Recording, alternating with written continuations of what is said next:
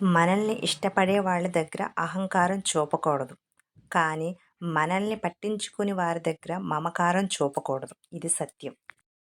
మన లక్ష్యం కోసం కనే కలలు కమ్మగా ఉంటాయి. కానీ మనం నడిచే మార్గంలో రాళ్ళు, రప్పలు ఉన్నాయని భయపడితే అంతా శూన్యమే అవుతుంది.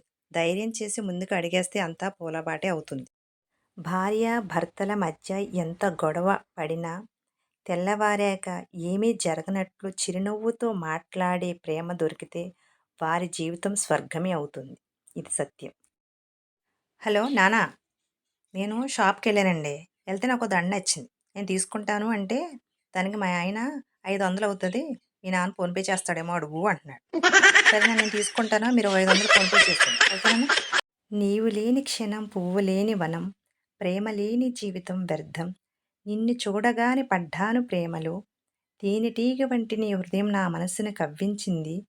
గులాబీ రేఖలాంటి నీ పెదవులు నన్ను మత్తెక్కించాయి. నీ ప్రేమకై పరితపించే నీ శ్రీ.